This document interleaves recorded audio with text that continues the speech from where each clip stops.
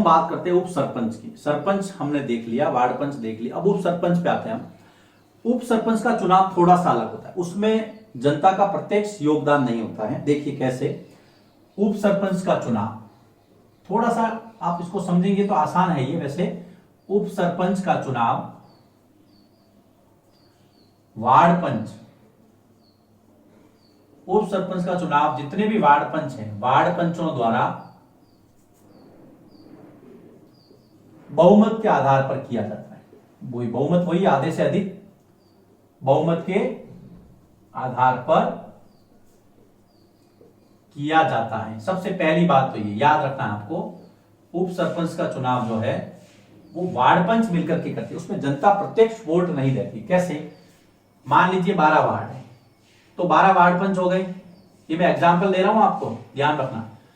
12 ward पंच में से 12 ward पंचों ने कहा कि भाई अपने में से कोई एक उप सरपंच बनेगा, लेकिन 2 लोग तैयार हो गए तो फिर वोटिंग होगी। वोटिंग होगी तो मान लीजिए एक को 7 मिल गया और एक को 5 मिल गया, तो जिसको 7 मिला वो जीत जाएगा।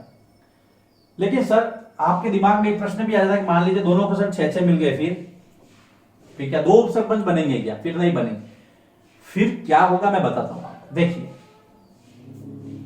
मत बराबर होने की स्थिति में, कब उप सरपंच के चुनाव में, ध्यान रखना, मत बराबर होने की स्थिति में अगर वोट बराबर हो जाते हैं उप सरपंच के चुनाव में, मत बराबर होने की स्थिति में सरपंच द्वारा, याद रखना, सरपंच द्वारा निर्णायक वोट दिया जाता है। उसके पहले सरपंच वोट नहीं देगा, लेकिन अगर दोनों मामला बराबर हो जाता है तो सरपंच द्वारा निर्णायक वोट दिया जाता है। और उसके बाद में फिर आप देखेंगे कि एक व्यक्ति कोई ना कोई जीत जाएगा। 6-6 बराबर हो गए, मान लीजिए सरपंच ने इसको वोट दे दिया तो 6 + 7 हो गए, तो जीत गया, नहीं उप सरपंच बन गया। अब करता क्या है, सरपंच की अनुपस्थिति में, जब सरपंच बाहर है गांव से तो चार्ज उप सरपंच को देखा जाएगा। सरपंच एब्सेंट है, सरपंच की अनुपस्थिति में, सरपंच की अनुपस्थिति में उप सरपंच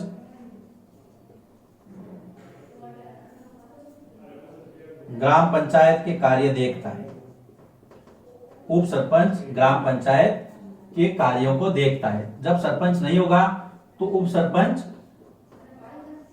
इसको देखेगा। ठीक है, तो ये चीजें आपको ध्यान में रखनी है। इसके अलावा देखिए उप सरपंच जो अपना त्याग पत्र है, उप सरपंच अगर उप सरपंच को अपना पद छोड़ना है तो उप सरपंच अपना त्याग पत्र सरपंच को सौंपेगा। उप सरपंच अपना त्याग पत्र सरपंच को सौंपता है। तो उप सरपंच के बारे में ये चीजें आपको पता रखनी है कि उप सरपंच का जो चुनाव है वो वार्ड पंचों द्वारा बहुमत से किया जाता है। इसके अलावा बराबर अगर मत हो जाते हैं वार्ड पंचों के तो सरपंच अपना निर्णायक वोट देगा। सरपंच जब अनुपस्थित रहेगा तो उप सरपंच काम करेगा। उप सरपंच अपना त्याग पत्र जो है वो सरपंच को देगा और इसका भी कार्यकाल जो है 5 वर्ष है। मैं यहां लिख देता हूं, उप सरपंच का जो कार्यकाल है वो ये भी 5 वर्ष के लिए, जब तक पंचायत रहेगी तब तक ये भी काम करेगा। तो छोटी छोटी बातें हैं आपको पता रखनी है, मैं अंडरलाइन कर देता हूं। वार्ड पंचों द्वारा किया जाएगा उप सरपंच का चुनाव, बहुमत के आधार पर होगा। अगर मत बराबर हो जाते हैं तो ऐसे में सरपंच जो है वो निर्णायक वोट देगा। उसके बाद में उप सरपंच इस कार्य ग्राम पंचायत के काम को देखेगा और अपना जो त्याग पत्र है वो सरपंच को सौंपता है। यह है उप सरपंच, छोटा सा टॉपिक है, लिखिए इसको, फिर हम ग्रुप सचिव की ओर आगे बढ़ते हैं।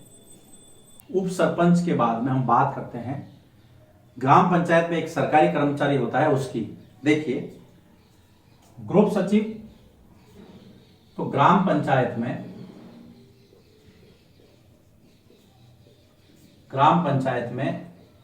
एक सरकारी कर्मचारी होता है। एक सरकारी कर्मचारी होता है जिसकी नियुक्ति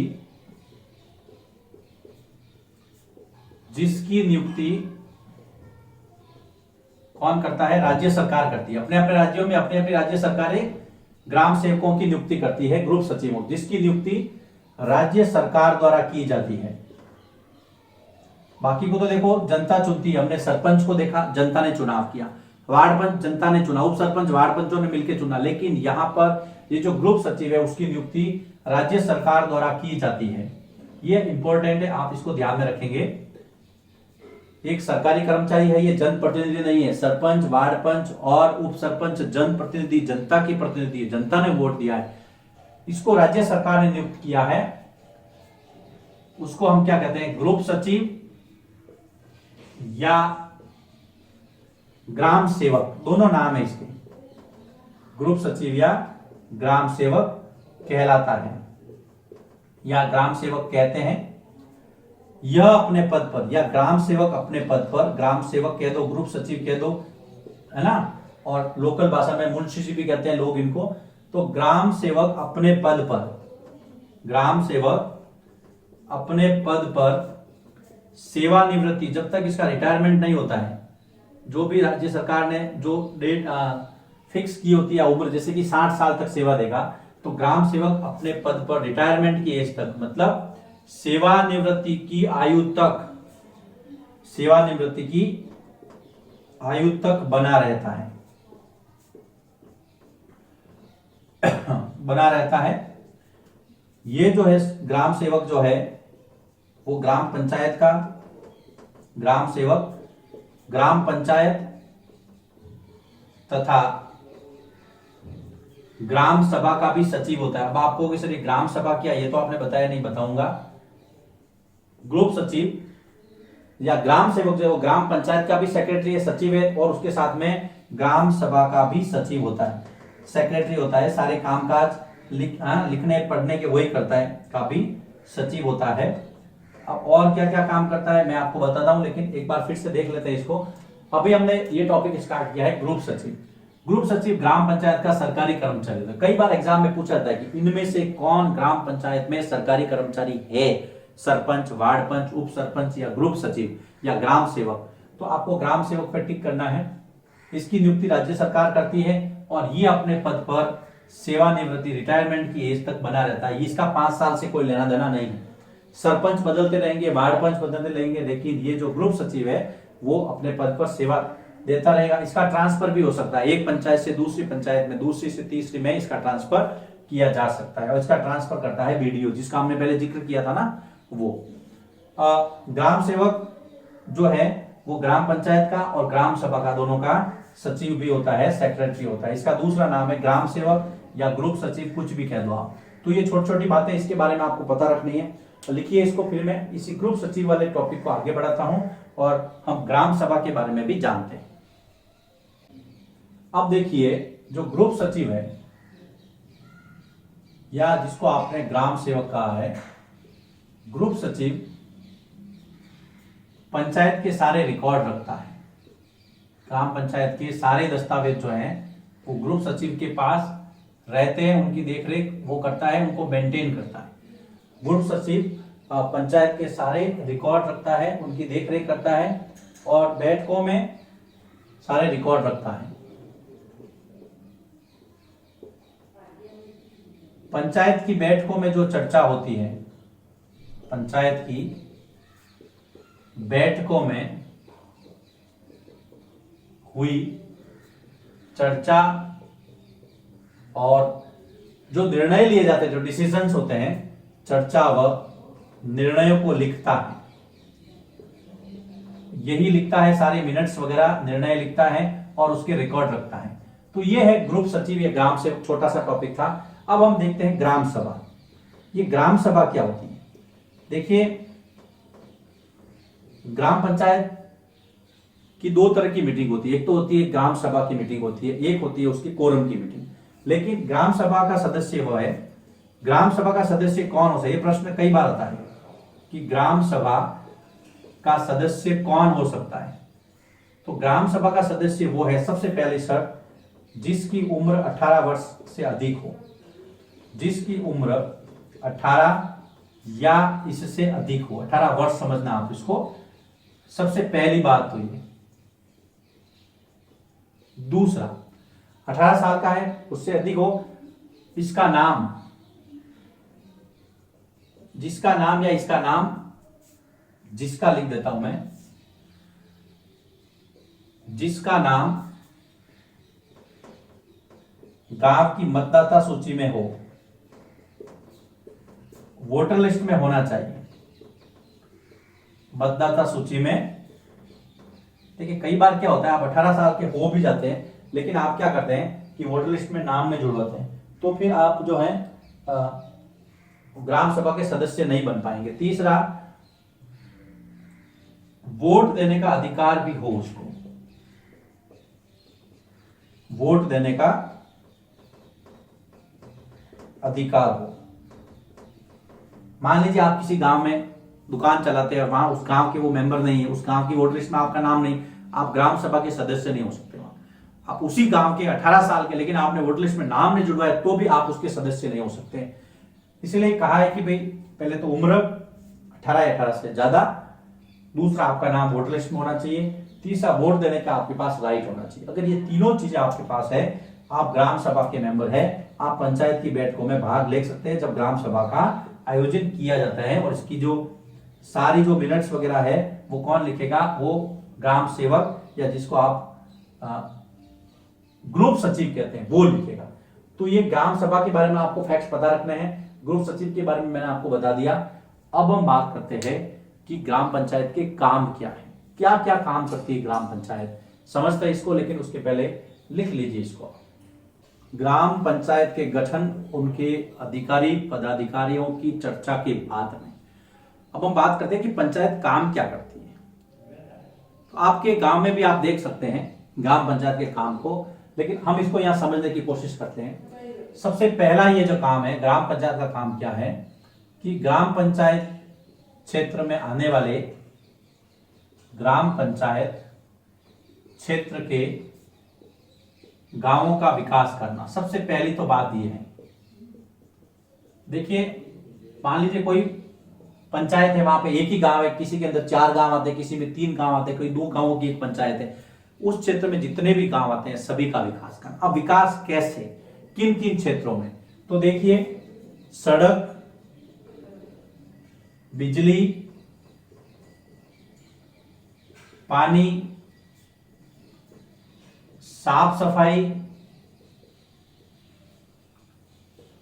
नालियों का निर्माण, ड्रेनेज सिस्टम पानी जाने के लिए, नालियों का निर्माण व रखरखाव, नालियों का निर्माण व रख रखाव जैसे कार्य करना, रख रखाव जैसे कार्य करना, ये दूसरी जो है महत्वपूर्ण काम है।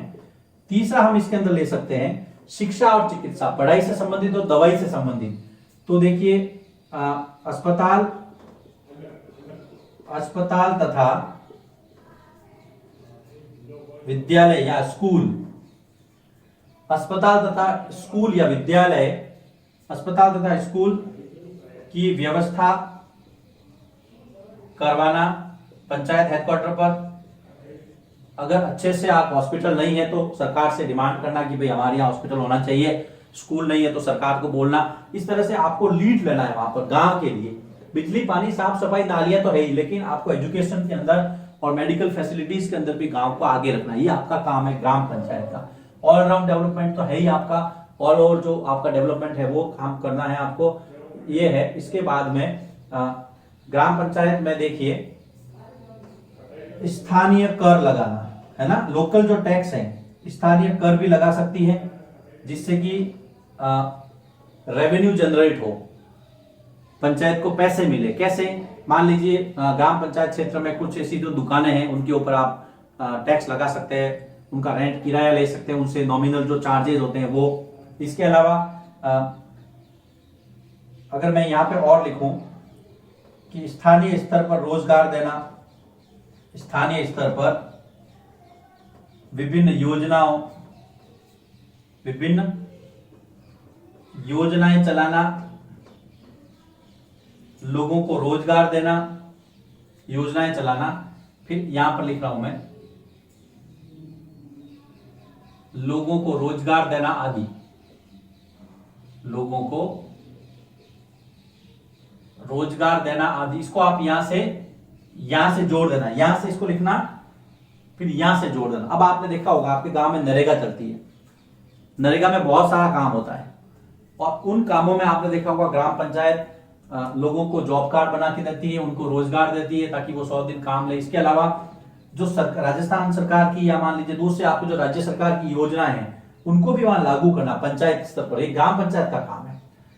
सबसे पहला काम है आपके क्षेत्र में जितने भी गांव आते हैं उनका विकास करना। दूसरा, सड़क, बिजली, पानी, साफ सफाई, नालियों का रख रखाव, है ना। पानी अगर सभी घरों में नहीं है तो पानी की पहुंच, लाइट नहीं है, आप व्यवस्था करेंगे, साफ सफाई का ध्यान रखेंगे, नालियों का निर्माण करवाएंगे। इंपॉर्टेंट है हॉस्पिटल और स्कूल की व्यवस्थाएं कैसी चल रही है उसको दिन ब दिन चेक करना, उसका रख रखाव करना, देखना। लोकल टैक्स आप लगा सकते हैं, छोटे मोटे, जैसे मान लीजिए ठेले वाले हैं, रौली वाले हैं, या मान लो पंचायत की दुकानें बनी हुई तो वहां से आप उनसे नॉमिनल जो किराया है वो वसूल करके पंचायत की आय को बढ़ा सकते हैं। लोकल स्तर पर जो आपके सरकारी योजनाएं चल रही है उसको लागू करवाना, लोगों को रोजगार देना आदि। तो देखिए पांच काम आप लिख सकते हैं।